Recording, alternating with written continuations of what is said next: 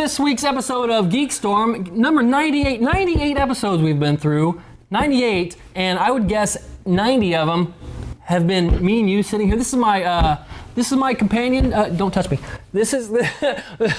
I love this guy. I'm your host, Mike Harrison, and this is my companion, as always, Sean Hilton. We are here at beautiful downtown Kokomo with Kokomo Toys and not games. Kokomo Toys. Really stuttering a lot. I know. You stumbled I don't through usually this. do this part. I just feel like jumping into it this good. time. I like it. Hey, let's get into the big news of the week. You're right. Big news of the week, and let me tell you what it is. Okay, the big news of the week. It's all over the internet, so it must be big news. I'm obsessed because actually I know you do. I had the big. Ronda Rousey wants to be in the Captain Marvel movie, or she wants to be Captain Marvel. That is the big news of the week. Here's the news. Somebody who's not really a star, who's an amazing athlete, wants to be in a Marvel movie. Is that amazing that somebody wants to do something? That's news. Charlie Cox from Daredevil, he wants to be in the Marvel Cinematic Universe in the movies. Oh yeah, they want to. You want to be. You're MODOK. That's who I'd say you were. But that's not news. Why is it a big deal when somebody says, somebody tweets something, hey, I really would like to be in a Marvel movie? Well, yeah, that seems like it's really I think you've missed the whole point of the big news of the week, because that's actually kind of something we could talk about for a while. That's not news. The news of the week is like a fake. It's always sarcastic. Yeah, and that wasn't that good. Now, I didn't mind you taking over. I thought that was well done. How dare you? But the news of the week would be the Rowdy, what's her name? Who? Rowdy Piper? No, that's her name now. Respect. No, Rosa. Ronda Rousey. Okay, it's alliteration. I'm gonna have some trouble with that. But no, her porn parody that is coming out, that is a very real thing. That would have been. Does it star China? News. No, it stars, I don't know, some adult actress. China's an adult actress? No, this is like a good-looking adult actress, not China. Right. Or it would have been Simpsons fans. We are proud to announce the. Yet a new band inspired by The Simpsons of Springfield. The Ned Flanders cover band, the O'Killies Dokillies, a heavy metal thrash band that will be bringing you all of the sounds of Springfield. I forgot. When I came up with the news of the week, I kind of thought it was. I forgot that it was not funny. Go ahead with your thing.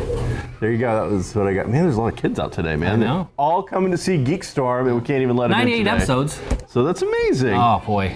So, yeah. Hey, Mike, I heard you wanted to be in a Marvel movie. I do. Let's tweet it out. Let's get that on the thing right now. Now, seriously, I mean, yes, that seems odd that, people took that as It's just in fact, they got traction, and there hasn't been that many slow news days, does make me wonder. Yeah. But the amount of women who have come forward wanting to be Captain Marvel. Oh, sure. I mean, yes, you can all tweet whatever, but they're not coming forward saying, I want to be Spider-Woman, or I want to be Captain, Britain's little sister Psylocke. It's all these women want to be this particular character. What is it about Captain Marvel, the female Captain Marvel, that is drawing this much attention from a female audience? She's Marvel's.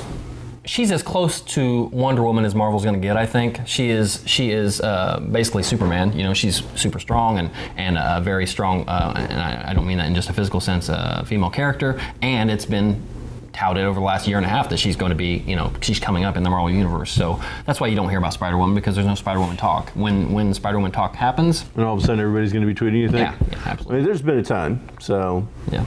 Well, there you go. And she's not Ronda Rousey. She was decent in Expendables, but that was a very she wasn't key in that show. And I saw her in Fast and the Furious just the other day. Yeah. Number 7. Yeah. And she had a bit part in that. Yeah. Not a lot of speaking though. I mean, you got to have some. You can't just have. Keanu Reeves is an excellent example. Okay, he's been in some really crappy movies, and he's done really crappy in some good movies. But when he finds his niche, like the first Matrix or this John Wick that came out, that was so good. that's his thing, and he's good at it. But it's not a lot of acting, it's a lot of gun fu and stuff where he excels at. So I want to take a moment, okay, to break into GeekStorm with a little private thing. Oh. I just want to give a little shout out to Derek Irick. Oh, what a nice Derek guy. Irick recently just won Mike Harrison's dollar that he lost to me in a dollar bet. What? When I said that John Wick was called the Babadook in John Wick, and in fact, he was called the Baba Yaga. Right. I was wrong. Right. Derek was right. Right. He now has Mike Harrison's dollar that usually hangs in the store, or will soon when I present it to him in a formal manner. It's like Russian for boogeyman. If you want... Everybody knows that. If you want Mike's dollar, you need to contact Derek Irick and make a bet with him and win. Oh. We now go back to our regularly scheduled program. What are we going to talk about? Oh man, there's really so much. Let's get into some of it. All right. All right. Well, you hit the Rousey thing, which I really didn't think was necessarily that big deal, but it was fun. You I liked made it into a much it was longer good. thing than it needed to be. So I think the porn parody. How do you make a porn parody? And it is called like the Rousey whatever. Yeah. But grounded and pounded, I believe is actually what it's called. That's a term they use in MMA. So that's certainly. Holy cow. Yeah, they can make a parody about anything if they call it a parody. Where's the GeekStorm one? Is the parody? Nobody wants to know. See that. You know. Although there is fan fiction. Is there? Yeah. Erotic. I don't really want to. I don't want to. I can only hope that is most incredible. Don't want to get into it. The wrong thing ever for any reason. Mm-hmm. Hey, Fantastic Four. Let's talk. It's been out there. Let's just talk about it real quick. Are we gonna just dogpile on it? No. Okay. No. Do you have something nice to say about that horrible movie? Only in this Fantastic Four. Okay, everybody knows it tanked the box office. They're not going to make a second one. It was performed really poorly. As I'm watching it, because I watched it just a couple days ago, thinking, having all that foreknowledge, as I'm watching it, I'm thinking, if I knew nothing about the Fantastic Four, if they didn't exist, this would be a decent sci-fi movie that had its problems, that really sped up the last 50% of the movie. They really just turned up the thing. It's like, oh, we gotta wind this up. We gotta put some plot in here and get it so they're heroes. I think you're off on the percentage there, but other than that, I think you're right. I think it's like the last 20%. That might be true. They just really like cranked out those last pages, trying to wrap up the movie and make it a heroic story. When all the stuff leading up to it was the most interesting part. All the stuff with Ben being a government operative and. But you saw none of it. I mean, just a little bit. You saw so little. I would like to see that movie. All of that. I'd like to see that movie. Yeah, if you're a Fantastic Four fan, there's no Fantastic Four mythology in here. You're right. The family dynamic simply does not exist. Correct. The family dynamic that's actually in there that's real, because the Fantastic Four itself is supposed to be a diverse family of mom, dad, uncle, and little brother kind of a feel. And that's kind of the dynamic, and it moves on from there. And the movie, you actually have Johnny Storm, Franklin Storm, and Sue when she's adopted into her family. Right. That real family in the movie doesn't feel like any kind of a family. Right. There's no connection between any of those characters. Ben and Reed are supposed to be these best friends, but their entire relationship in this movie appears to me to be based upon the fact that Reed can use Ben to get spare parts. There's no one scene that you see that shows a real camaraderie between them. Right. Even the scene, there's none. I wanted to see the scenes where they befriend each other because he's the real smart guy, and Ben defends him somehow, sees he's getting picked on and gets in, and that's their bond. Another problem I had with it was that they set Reed Richards up as the smartest guy around. This is the guy. Okay, we get you there. Oh, here, I'm going to put you with 3 other people that are just as smart as you are. What is special about Reed Richards at that point? You know, he's not the guy you need. He didn't actually invent the thing that they're doing. It's already been done by the government. He has only figured out the last portion of an equation, basically. Right. We did 75% of the work that you did. Really, you got there, but it was poorly done. Right. And we can't quite figure out how to turn the light switch on to the bulb now. Right. And you're the one that's figured that out. Yeah. Then on top of it, I mean, again, mythology, the accident that occurs that gives them their powers is Reed's fault. He did something wrong, and that's what causes the problem, and that's what causes him to go and strive constantly to try and fix it, and to help his family. Right. And it's absolutely not Reed's fault. It's not even a little bit Reed's fault. Reed has nothing to do with this thing going wrong. Yeah. And then secondly, the other part of the mythology is Doom is this arrogant, egotistical, without reason, kind of over-the-top figure. I have absolutely no problem with why Doctor Doom was pissed off at the world in this movie. He had every reason to be angry. There is at no point in the even when they do introduce him and he's this arrogant punk in the beginning, he has reason for that. And they explain that the government has kind of treated him poorly and has stolen his research and all those kind of cliche kind of things. Right. But then at the very end, yeah, you left the guy behind for a year on an inhospitable planet. Yeah, he has a reason to hate the world. Well, I thought he just, there's no reason not to think he didn't die when they left him behind. But there was zero attempt to even try to get to him earlier to make sure. he was a bad guy, though. I mean, he was a bad guy going in. He was an arrogant guy. He wasn't a bad guy. He did nothing wrong ever in the entire thing. Yeah. Up until the very end when he's not even that guy anymore, really. But It seemed to me that Reed was the only one that... saying he was a bad guy would be like saying you're a bad guy. Well, and that's not something I'm willing to do just yet. Well, then I'm doing a pretty good job of keeping it to myself.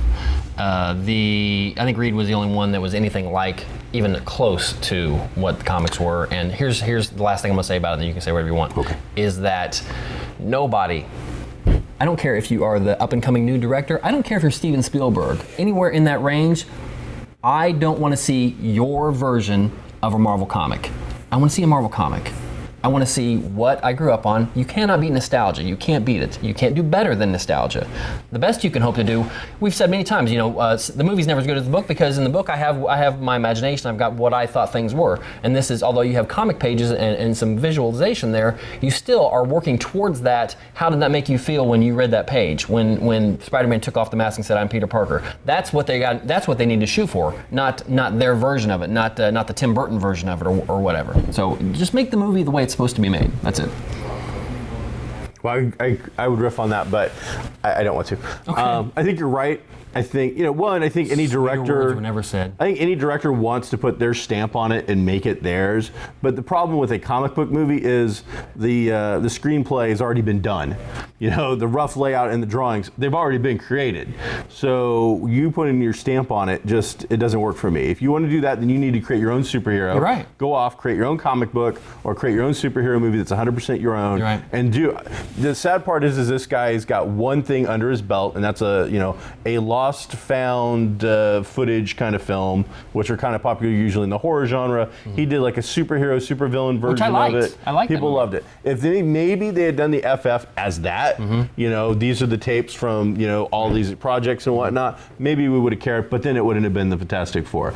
The one good thing that we're going to get out of this movie, absolutely for sure, is the train wreck and the carnage that comes with it. Yeah. The stuff that has come from behind the scenes that we are learning is going to make an amazing documentary that I'll watch on Netflix in several years from now, and I'm going to love that because we're going to get some actual handheld camera footage or phone footage of people showing the crazy zaniness that went on actually behind the scenes. Hopefully, the stuff that's popping up about Trank and what he supposedly did. Now, right now, everybody is spinning. The studio's spinning that he's crazy and freaked out. Right. A couple of the members of the cast who are saying yes, he is crazy and he was freaked out, but the studio knew about it and did nothing but watch it. Yeah. They knew that this train was about to run into a mountain, and instead of switching the tracks, they just said, let's see what happens. I hope the blame lands squarely on the studio, because that will even more cement the fact that they shouldn't have the property, that they should let it They are sticking by their guns. They are saying that there's going to be a sequel to this. That's what they're saying. It was canceled. Oh, no, absolutely not. That's what we all thought. We thought after it lost all its money and the train wreck that it's become, they have to cancel it. There's no way. No, Fox has come out and said, we are going forward. We still very strongly about this property. I would bet they're saving face. I would bet that could be. No, don't get me wrong. Now, are we going forward with yet another reboot? Yeah. Holy cow! Or do we give it to a director that might actually be able to do something with it and just kind of whitewash the whole thing? Because again, that was the problem as well. If you don't know the origin of the Fantastic Four by now, then you probably don't even need to go to the film. You need to go watch something else completely, because we've seen it in cartoons. We've seen it in 2 other movies now. 3 other movies, 4 movies at this point. So we didn't need this origin. I don't like that, and I know this kind of maybe goes against a little bit of what I just said, but I know. I don't like that. I don't like that. Bad movie equals it's the director's fault, because the studio is the machine. Okay, yeah, they hired him and they said, here, go do this, but I don't think the director has say over the final script or any of that stuff. I think that there's so many producers at that level that nitpick and say, well, here's some notes on what I think about this, and before it finally gets to the day they shoot, that it's got to be a studio thing. I disagree with that. Every director is different. Some directors have the pull, some don't. He's a young director, he doesn't. but he's still. What went on the screen has his name on it. There's a method to take your name off of a film. He could have at any point in time called the union and said put on the fake name that they use, and we've known him for 2 years. He didn't do it. That wouldn't work. So good luck to him. All right, let's move on. What's next? Sesame Street. You a Sesame Street fan, Mike? Sure. Can you tell me how to get there? No. No, I can't. So in an unprecedented move that nobody saw coming, at least not this guy, Sesame Street is moving first-run material off of PBS. HBO has picked it up.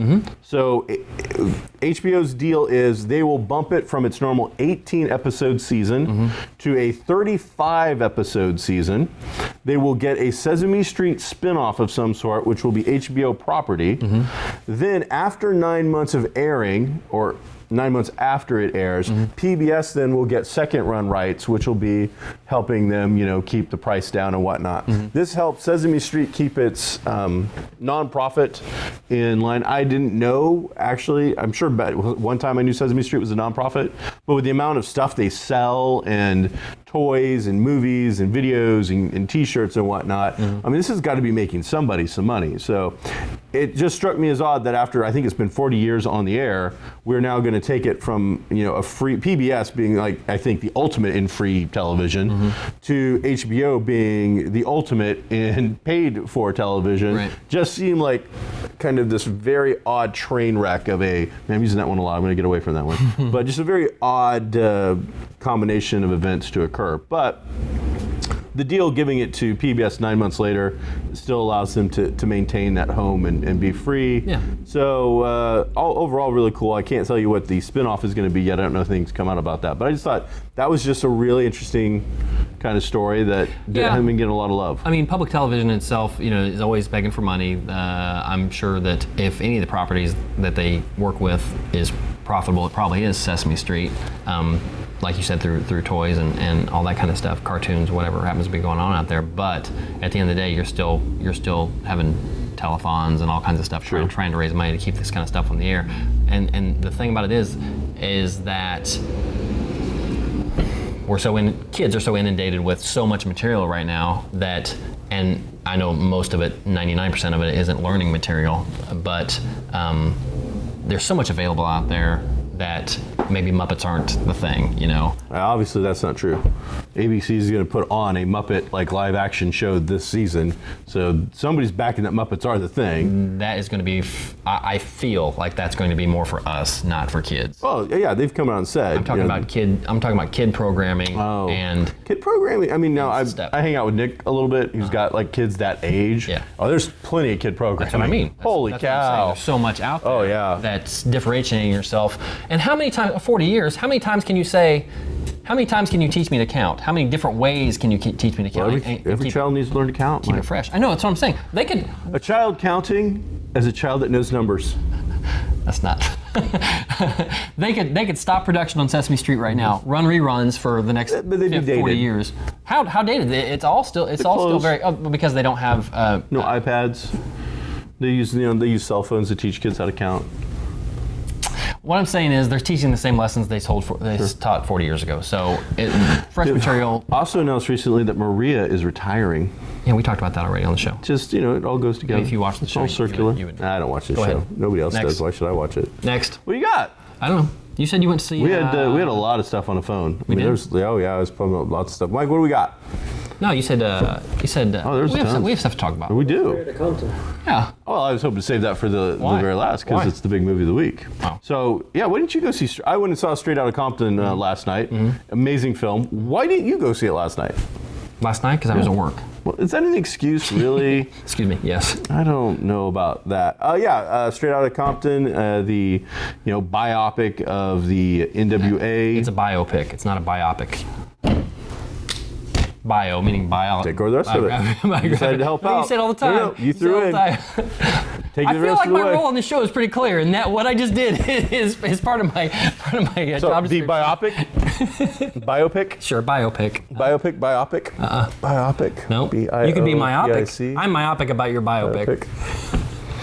A non-documentary documentary about the creation of Eazy-E's ruthless record label, NWA, the formation of Death Row, as well as Lynch Mob, is really what it was all about. You see Dr. Dre at the very beginning, Eazy at the very beginning, Ice Cube at the very beginning.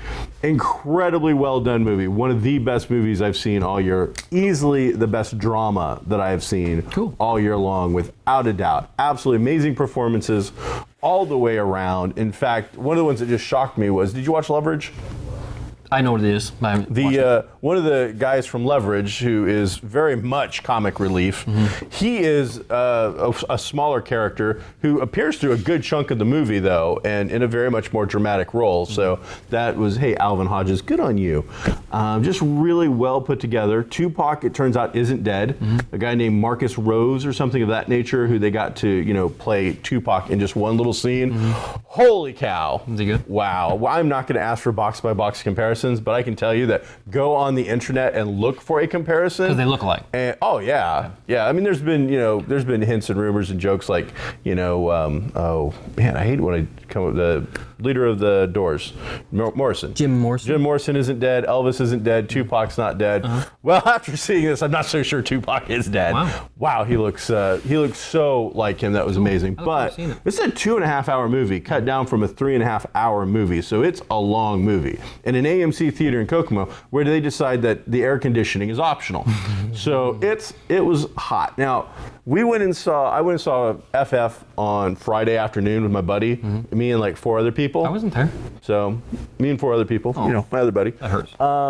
This theater was actually really crowded. Last night on a Thursday, people were counting this movie out a little bit. They were kind of, they don't know how much money it's going to make. I think this movie's going to do really, really well. Cool. I think it's going to bust up some box office numbers and surprise a lot of people. Cool. And Paul Giamatti, who plays a fairly substantial yet minor role. He is in a good chunk of this film. Is the creepy, when I say, carefully, he's like a producer agenty kind of guy for him. It's the typical almost cliche of your manager doing you wrong. Right. But he does it, and he does all the same things. He's a little overprotective. He's a little creepy. He's a little this. He's a little that. He's all the things that we've seen already done. But when Paul Giamatti puts his spin on it, he's sympathetic. Yet he's dirty. He's wrong. But the entire time, you don't necessarily hate him. As soon as you see him, you're like, oh, this is all going to be bad. Especially, I actually know a little bit about their background anyway. So did you do a paper on them in high school? I did. No, I just listened to their music. Cool. Paul Giamatti, he's solid. He's pretty much everything he's in is he makes his role great, with the exception of, I'll say, Spider-Man 2, just because all he was a face in a box in that. But everything else I've ever seen him in, he's been fantastic, and even if it's not a great movie. So I look forward to seeing that. That sounds really good. It was sharp. There's something on HBO right now that must be a earlier version of this, and it's just called Outta Compton. Okay. And I just was flipping through and I saw it, and it's about this story, but obviously not the big budget. Maybe it might have been an actual documentary then. I'm not sure. HBO's got quite a few on there. Check that out right now. They also have an actor playing Suge Knight. And so you see, the rise of Suge Knight being kind of a bodyguard for, I don't know if it was MC Hammer or whoever, up to his rise of taking over Death Row. But the entire time this guy's on the screen, unlike Giamatti, who is like this weird kind of strange figure, you're like, man, I hope somebody kills Suge. Well, let's not the talk entire bad time. about, I'm let's like, not talk bad about Suge. Let's really like. Eazy-E has this big scene where he comes to Giamatti's character and says, "I need to go over there and kill him right now." And I know. I'm sure glad he didn't. I know Eazy-E's fault. I know what happens to Eazy in the real world. So before the movie, so I'm like, you know what? I know how things are going to work out for you. So just go do it. The world's going to be a lot better off if you. I thought Suge had died in prison by being stabbed, but somebody said he survived that too now. So we're all happy that he didn't, Mr. Knight. No. I really thought you should have just been ganked in prison and been left for dead. So I want to, you know what? I want a cage fight between him and Don King. All right. I want them to just go at it until either one is around, and then Ronda Rousey can show up and finish him off. Oh, super. So. All right. What else? Oh, speaking of cage fighting, which this doesn't, but you had your Stephen Amell and your Stardust? WWE stuff. We used to be both big, WWE, WWF, WWE fans. We watched many pay-per-views together over the years, and have both recently, not recently, I'd say it's been probably a decade since we've probably watched anything pretty seriously. The rise of John Cena is us. We left about that time. Yeah. So now they're doing a big crossover with Stephen Amell from Arrow, which we talk about quite a bit because, well, it's a weekly comic show. It's a good show. And he has been doing social media jabs with Stardust, who is the son of the American Dream, Dusty Rhodes. Whose Stardust has taken on his brother's shtick of Gold Dust, except he's very much gone in like this super villainy, kind of jokery kind of thing with it. And it's fun, I guess, if you're into that sort of thing. Is he a good wrestler? Yeah, actually, Cody Rhodes is a good wrestler. He's a good technical wrestler. He's decent. Oh, is this Cody? Okay, I've seen him. I've seen him as Cody Rhodes. Cody Rhodes, he's changed over to Stardust. I got you. Okay. So, I said, it's imagine the Gold Dust thing, but dark. Right. Still doing strange stuff. Okay. So they've been calling each other out, because we all know Amell is the master of social media. Besides being a fairly decent actor, and it seems to be a very good guy, his charity work, involved in lots of different things, and physically, I won't say a monster, because we've seen bodybuilding, but this guy has got a cardio of a monster, I'm sure. I mean, I could see Mike he's probably watched some Amell videos, and he's like, I get a salmon ladder up in the, the offices. I could do that. So this is a big thing where they're going to fight now at SummerSlam. He was just on. Is that what it is? They've met at Raw, where he Amell sat in the front row. Right. Stardust came down and put his hands on him. Oh. So you saw, and this was really good.